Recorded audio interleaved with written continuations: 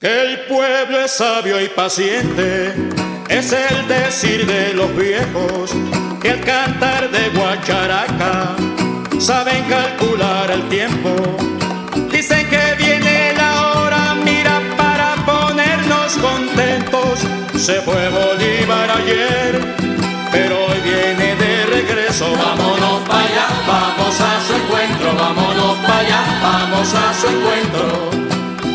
Etapa delicadísima que está atravesando el proceso bolivariano, unas elecciones que están muy vinculadas a la actividad parlamentaria, la posibilidad de que el chavismo, el Partido Socialista Unido de Venezuela y todas las organizaciones que lo componen pierdan la mayoría parlamentaria, un momento de repliegue que se está viviendo en todo el escenario de las fuerzas revolucionarias dentro de Venezuela, a la vez que se da un proceso eleccionario que, les decía, está también muy cercado por varios factores que curiosamente desaparecen, ya no digo de la prensa de derecha, porque en realidad incluso acá a nivel local lo podemos ver con los distintos medios de comunicación, o que repiten lo que sale en Capital Federal o en Miami, o que directamente expulsan todo su esperpento contra el proceso bolivariano ya desde la época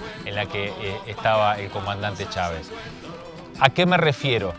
Ninguna de la prensa, incluso de lo que uno podría denominar la centroizquierda argentina, pone en el balance el hecho de que en Venezuela, en menos de 2 años, desde que llegó el presidente Nicolás Maduro al poder, ha atravesado un proceso de descomposición económica provocado efectivamente por la cuestión del control del comercio exterior en manos privadas. Eso es un error que uno puede atribuir incluso al proceso bolivariano per se. Terrorismo económico, paramilitarismo, el contrabando que está directamente vinculado al eje Madrid-Bogotá-Miami y los magnicidios. Desde la llegada del presidente Nicolás Maduro, Venezuela ha desbaratado 4 intentos de magnicidio, incluyendo un bombardeo al Palacio Miraflores, muy parecido a lo que fue el bombardeo de Plaza de Mayo en el año 55. Todo eso, olímpicamente, desaparece de los análisis para entender qué está en juego hoy en Venezuela. La derecha más violenta y recalcitrante que haya conocido Venezuela en menos de 15 años, una derecha capaz de incendiar el país, una derecha capaz de prender fuego a opositores políticos, una derecha capaz de asesinar a 43 personas, como sucedió hace 2 años, directamente vinculado al paramilitarismo colombiano, el paramilitarismo que en Argentina también desaparece de los análisis incluso de aquellos que se reconocen amigos del proceso bolivariano, que tampoco lo ponen en balance, qué es tener el factor paramilitar en las fronteras, qué es tener a Colombia como vecino, el país más armado del continente, el país que es el símbolo del portaaviones estadounidense hacia Latinoamérica, ¿verdad? 7 bases militares estadounidenses vecinas de un proceso que se ha declarado abiertamente antiimperialista y amigo de los pueblos pobres, amigo del tercer mundo. Todo eso en el balance hoy, por lo menos para presentarles estos 2 trabajos. El primero que vamos a ver, directamente vinculado a la guerra económica, un trabajo que realizaron nuestros compañeros de Alba TV y que compartieron con Cartago Televisión. Y el segundo, directamente vinculado a lo que sucede con respecto al sabotaje de lo que uno podría entender como los mecanismos electorales en la República Bolivariana de Venezuela. Tanto que desconocemos de uno de los mecanismos de participación popular más abiertos, más participativos en el amplio sentido de la palabra, donde la democracia ya es un sustantivo y se aleja esa locura de que el pueblo no delibera ni gobierna sino es a través de sus representantes, y la aparición del factor del Estado comunal. Estos 2 trabajos que hoy presentamos casi en forma exclusiva en nuestro programa para meternos de lleno en la realidad de la República Bolivariana de Venezuela, que hoy en horas ya está atravesando otro proceso eleccionario.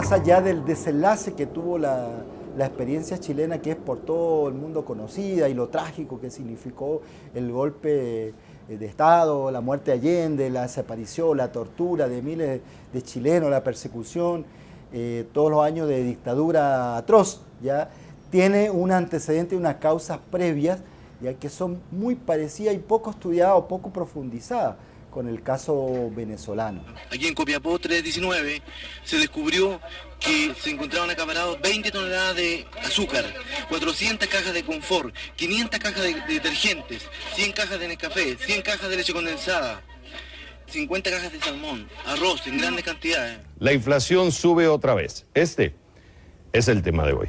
Escasez de productos de primera necesidad en Venezuela. Me he paseado toda Caracas y no consigo mantequilla en ningún lado, chamo. Aceite, margarina, harina de trigo. Arroz, verdad que sí, tengo como 3 semanas que no consigo. A veces no hay lenteja, no hay pollo a veces. Hay pollo y harina. Mira, mira el coño saltando. Sabes que este proceso inflacionario, que es una arremetida contra nuestro proceso revolucionario, donde hay un componente conspirativo, político, para sabotear la revolución, que eso no es nuevo, eso ya se ha ensayado en muchos países, en Chile es el modelo, es el ejemplo más evidente, ¿no? ¿Por qué? Porque ya los documentos del Departamento de Estado ya fueron liberados. Yo creo que un país que está sucediendo esto, la gente se da cuenta que es por un mal manejo del Estado y prueba fehacientemente que el Estado no es capaz de abordar todas las instituciones de un país. ¡No hay carne! ¡No hay huevo! ¡En este Chile nuevo! ¿A qué le atribuye usted esta falta de alimentos, de papel toalé, etcétera, en los supermercados? Porque cerraron las empresas, amigos, cerraron las empresas y las empresas que tomó el gobierno no producen lo que tienen que producir.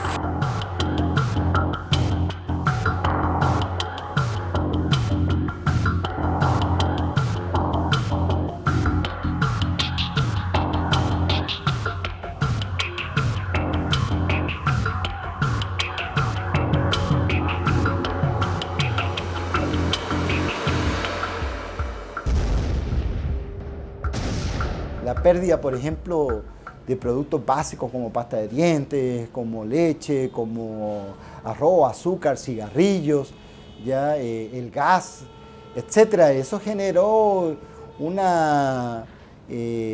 desabastecimiento apoyado por el paro del transporte, ya con los dólares norteamericanos, de casi el 100% de los productos, no por una semana, por 2 semanas, sino casi por un año completo.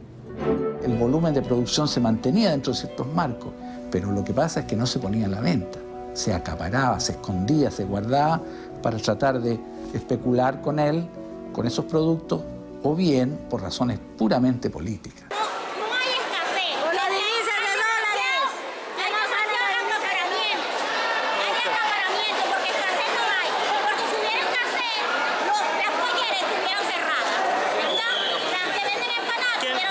¿A qué se debe el que tenga usted esta cantidad de mercadería aquí en su negocio?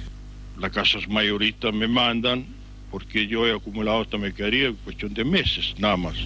Ese es el problema. Funcionario de Irinco, ¿cuál es el problema? El problema es que se llegó a comprar un tarro de leche y se negó la venta por un tarro de leche habiendo en existencia 5.000 tarros. ¿Por qué razón? Bueno, yo no sé si acaso le he negado yo o que ha sido uno de los empleados, tal vez. Eso es lo que ha pasado, ¿no? En realidad no hay una polarización de las opiniones de la gente, ¿no? Esto se polariza cuando toda la clase asalariada se pone en contra de la clase explotadora. Yo creo que sería bueno que se polarice la sociedad, porque ¿quiénes son más? ¿Los asalariados, los explotados o los explotadores? Fíjate algo, tú ahorita acabas de decir algo importantísimo, que era el tema del acceso a los alimentos. Indepavi está velando para que tú tengas acceso a los alimentos a un precio justo. Pues ¿cómo es posible que estos compañeros adquieran 1 kilo de carne en 18 bolívares y lo vendan en 120 bolívares? ¿Quién se está beneficiando allí? El pueblo, el gobierno. No, compañeros, se está beneficiando el dueño del local. Entonces, tú con esos 120 bolívares, si te lo venden al precio regulado, que son 27 bolívares, podrías acceder hasta 4 cortes de carne, ¿o no? Con 120 bolívares. Entonces el tema es la desinformación. En la medida que nosotros nos informemos, yo creo que vamos a aclarar las ideas de las cosas.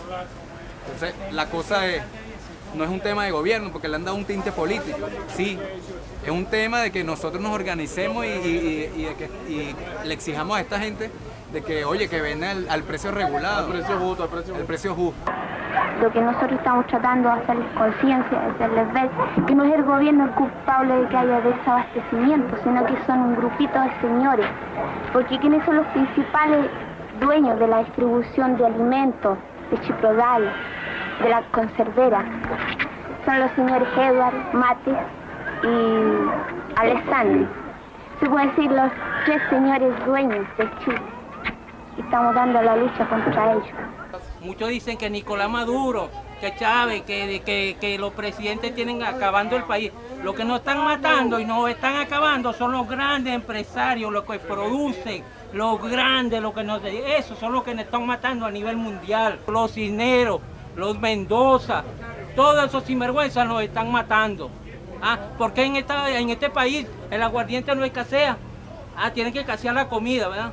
Esa actitud de los grandes empresarios, que son los que esconden el material, son los que crean las matrices de opinión, ya el costo político lo termina pagando el gobierno. La estrategia, el formato de desestabilización y de guerra económica, psicológica, en el caso chileno con el caso venezolano es casi el mismo. Han pasado 40 años, pero los principios, el formato es el mismo.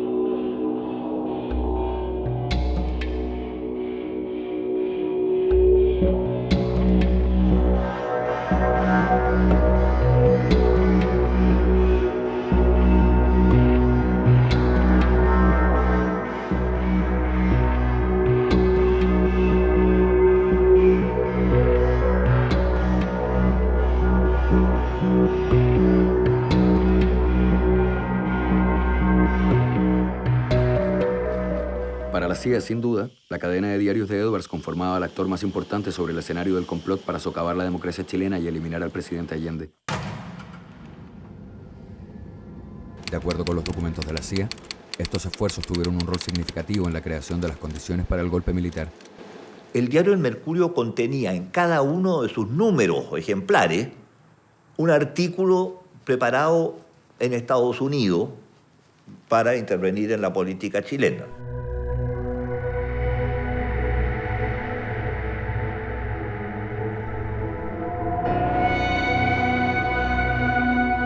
Hay toda una guerra contra nuestra economía. Hay unas acciones de descontento, de sabotaje hacia el abastecimiento, en el caso del papel higiénico, en el caso de otros insumos que son desviados y vendidos con sobreprecio. El pueblo venezolano en conjunto está rechazando estas acciones. Estas son acciones fascistas de los empresarios, donde quieren achacarle los problemas del abastecimiento al control de precios y a la administración de divisas. Es público y conocido los documentos desclasificados de la CIA, del Pentágono, de la Casa Blanca, donde Richard Nixon le ordena a Henry Kissinger desarrollar un plan para que la economía chilena chillara. Fue la expresión de Richard Nixon. La economía chilena debe chillar. Tras 2 reuniones de emergencia del Consejo de Seguridad Nacional, cuando Allende completaba apenas 5 días en la moneda, el todopoderoso asesor Henry Kissinger repartió el memorándum de decisión número 93. Los Estados Unidos maximizarán las presiones sobre el gobierno de Allende para impedir su coalición. Deben emprenderse vigorosos esfuerzos para asegurar que otros gobiernos de América Latina entiendan la oposición de Estados Unidos a la consolidación de un Estado comunista en Chile y empujarlos a adoptar una postura similar. Los sectores de la antipatria, fíjense cómo se quitaron las máscaras hace apenas unas horas allá en Santiago de Chile, cuando se reunieron con la crema innata del pinochetismo y del gorilismo fascista de América del Sur. Ahí están las fotos y las imágenes.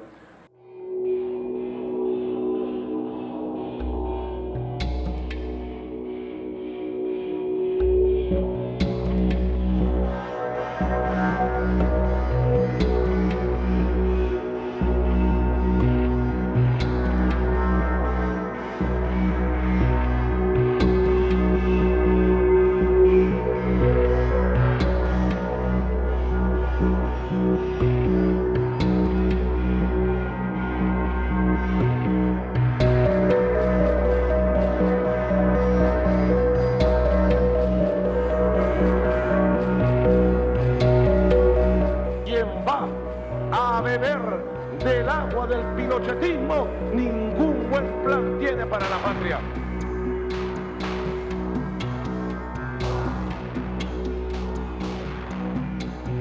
La derecha está coordinada comunicacionalmente con su medio en todo el continente, económicamente con todas sus empresas y sus transnacionales, y están coordinados con los aparatos de inteligencia, coordinados por la CIA.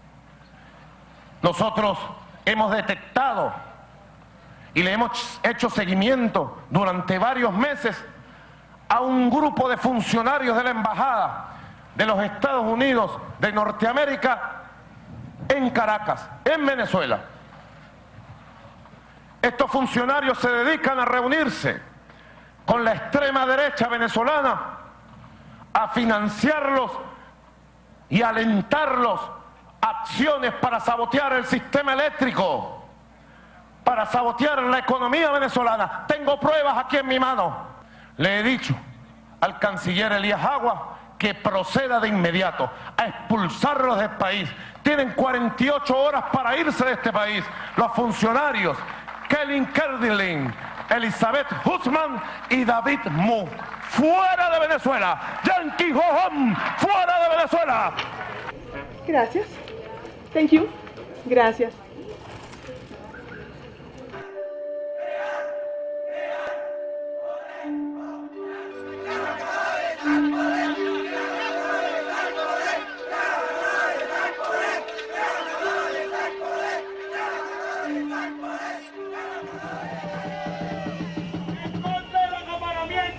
La corrupción. Nosotros vamos a apoyar esta revolución. ¿Cómo es posible que siga la especulación? Aquí está el pueblo respaldando a Nicolás Maduro en pie de lucha, trabajadores, mujeres y hombres de conciencia. Aquí estamos en las calles y resistiremos porque ya estamos hartos de la especulación de parte de ese grupo económico de poder. Todos los días aumentan los precios. Es una guerra económica y estamos manifestándolo públicamente en las calles de nuestra patria. A todos los trabajadores organizados, a todas las amas de casa, al pueblo en general, vamos a asumir el poder popular. Es con el poder popular organizado, con las comunas que podemos nosotros ordenar, organizar el tema de la especulación y el acaparamiento. Tenemos una orden de incorporarlos a ustedes, así como tenemos una orden de incorporar a los sindicatos, tenemos una orden de incorporar al Frente de Mujeres, incorporar los amigos del Indepavis, ¿no? que es otra forma de organización social, a la Alianza Cívico-Militar de la lucha contra la especulación, el acaparamiento y la corrupción, ¿no? Y cómo nosotros podemos aprovechar esta coyuntura de la especulación para que el sector de los trabajadores tome conciencia del tema del salario, o sea, cómo vinculamos especulación como un peligro, una amenaza al salario de los trabajadores, ¿no? Y esta lucha se da en un momento importante donde hay una arremetida de la contrarrevolución hacia nuestra economía, pues un golpe económico, en otras palabras. Si en este momento hay un bloqueo del imperialismo y por causa del bloqueo no llegan ni materias primas ni repuestos, ¿qué tenemos que hacer en las industrias? Tenemos que planificar la producción, ¿no es cierto? Y darle una organización. Los repuestos que faltan los inventan los compañeros aquí. Hacen las piezas que se necesitan. Bueno, el trabajador tiene un pensamiento concreto, no entiende de abstracciones universitarias.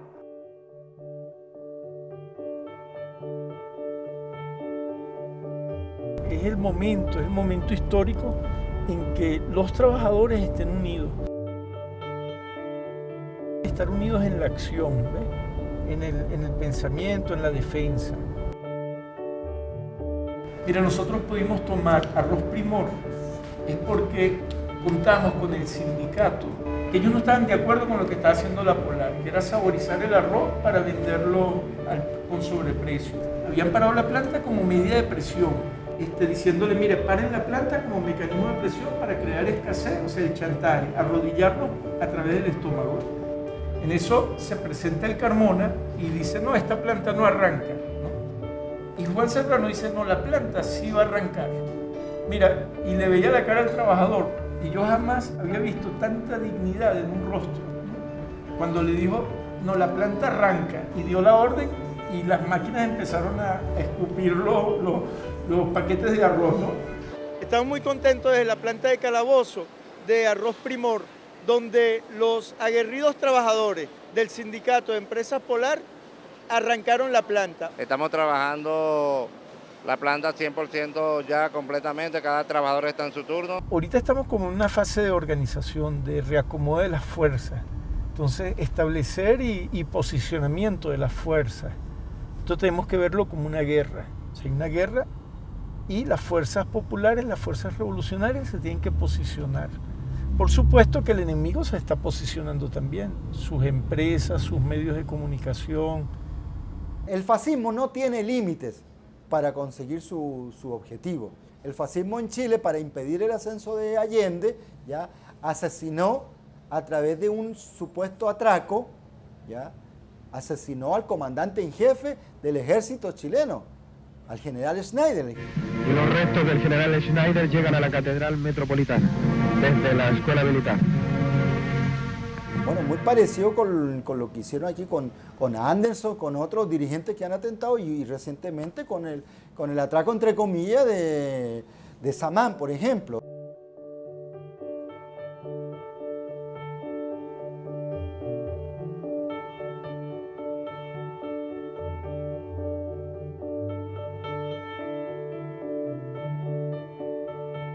En la salida, en la puerta de la institución, se atravesó un vehículo, un carro, y de ahí se bajaron 3 personas. Y una de las personas se bajó y inmediatamente empezó a disparar. No le dio nada, no me dijo esto es un asalto, no me dijo dame la camioneta, no me dijo nada. Enseguida se puso en la ventana del conductor y empezó a dispararme. Me hizo 2 disparos a la ventana, justo hacia la cara, ¿no? La impresión que yo tengo del suceso es que esas personas estaban buscando matarme, no estaban buscando llevarse la camioneta. Son sicarios, actuaron por encargo, es un ataque por encargo. O sea, estaban buscando matarme dentro de la camioneta para hacer parecer eso como una acción de Lampa, y justo frente a la institución, o sea, como para mostrar la debilidad del gobierno, para decir, mira, este gobierno débil, cómo le matamos al presidente del INDEPAVI, a la institución que en estos momentos se encuentra en la vanguardia de la lucha contra la especulación, que se encuentra en una posición importante dentro de la guerra económica, y que, bueno, siempre se busca destruir a las personas que participan en la guerra, pues bien sea físicamente, eliminarlos físicamente, eliminarlos moralmente, o sea, destruirlos moralmente, psicológicamente. El contrabando es un delito, la especulación, el acaparamiento son delitos, ¿no?, que nosotros enfrentamos desde el INDEPAVI y afectamos intereses. En el pasado hicimos tomas de fábricas, hicimos tomas de instalaciones, ¿no?, de empresas. Por supuesto que en estas acciones uno se fabrica enemigos. Por esto no nos rendimos. Y bueno, y cuando caiga uno, le entrega el morral al otro, y así sucesivamente, como hizo nuestro comandante.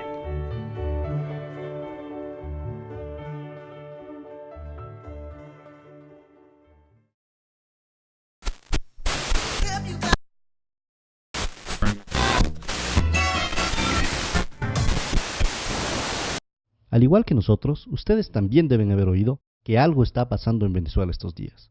Y como siempre sucede en estos casos, nos inundan las informaciones de medios privados con sus propios intereses. Ha comenzado el mismo refrán de siempre, con conceptos hechos para darnos miedo y no para informarnos.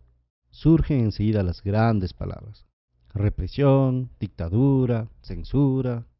Pero como ya estamos acostumbrados a leer los intereses de la oligarquía, de los banqueros y muchas veces del imperio norteamericano detrás de estas noticias, vamos a tratar de tener una lectura más profunda y entender lo que realmente está pasando en Venezuela. Es muy importante tener una mirada geopolítica. Lo primero que tenemos que saber es que Venezuela tiene las más grandes reservas de petróleo conocidas en el mundo.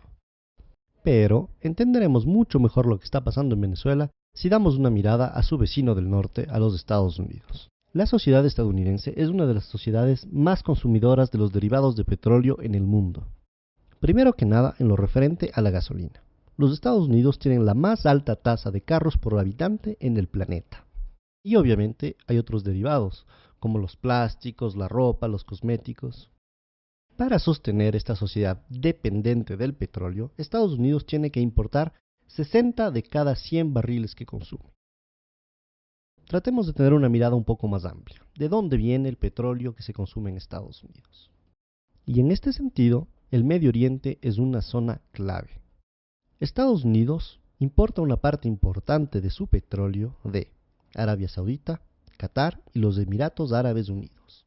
Y con estos aliados se han lanzado en una estrategia para tener una hegemonía política de la zona. Es así que son estos intereses energéticos, tanto en gas como en petróleo, que están detrás de la guerra de Irak, de la violencia actual en Siria, de la ocupación en Palestina y de la intervención en Libia. Ahora bien, una vez que hemos visto todo esto, un simple cálculo nos permitirá ver por qué Venezuela es tan importante para los Estados Unidos. El petróleo que viene del Medio Oriente pasa por el estrecho de Hormuz y sigue su camino por el sur de África hasta llegar a Texas. Este viaje dura entre 40 y 45 días. En cambio, el petróleo que viene de Venezuela solo tarda 4 a 5 días en llegar a Estados Unidos. Al comparar el costo que significa traer el petróleo del Medio Oriente y no de Venezuela, podemos entender muy claramente cuáles son los intereses norteamericanos en este asunto. Ahora bien, es muy importante que entendamos cómo estos intereses determinaron la historia de Venezuela. Durante más de 40 años, esta estuvo determinada por lo que se llamaba el Pacto de Punto Fijo. Este fue un pacto político entre la Acción Democrática y el COPEI, el Comité de Organización Política Electoral Independiente. A través de este pacto concordaron un programa político común. Lo único que cambiaba es que iban alternándose el uno y el otro según las elecciones. Estos dos partidos de derecha secuestraron totalmente la democracia venezolana por más de 40 años, defendiendo únicamente los intereses de la oligarquía y dejando al pueblo venezolano sin ninguna representación. Eso sí, lo que se garantizó durante esos 40 años fue un petróleo a buen precio para los Estados Unidos. Esto causó mucho malestar en el pueblo, que comenzó a manifestarse cada vez más fuerte. En febrero y marzo de 1989, estas manifestaciones llegaron a su auge hasta lo que se llamó el Caracazo. Este hito tristemente histórico para Venezuela significó la orden del gobierno venezolano para disparar sobre los manifestantes. Murieron más de 3.000 personas en una semana. Entre los mandos militares que se negaron a disparar sobre los manifestantes durante el Caracazo, se encontraba uno muy particular: el comandante Hugo Chávez Frías. Luego de haber tratado de derrocar a este régimen asesino de la oligarquía a través de una rebelión militar que no funcionó, el comandante Chávez se presentó a las elecciones y fue así que fue electo en 1998 presidente de la República de Venezuela. El gobierno del comandante Chávez significó un cambio histórico para los venezolanos y venezolanas. Primero que nada por el enorme reforzamiento de la democracia en el país. Se comenzó refundando de forma democrática todas las instituciones del Estado a través de una asamblea constituyente. En los 15 años que lleva la Revolución Bolivariana, se han dado la cifra increíble de 19 elecciones, de las cuales 18 han sido ganadas por el proceso revolucionario. Este proceso de democracia representativa permanente ha sido además complementado por un fortalecimiento de la democracia participativa en Venezuela. Los avances fruto de las políticas sociales han sido igualmente muy importantes. La pobreza pasó de 54,2% en 1995 a 23,9% en el 2012. La mortalidad infantil disminuyó de 50%.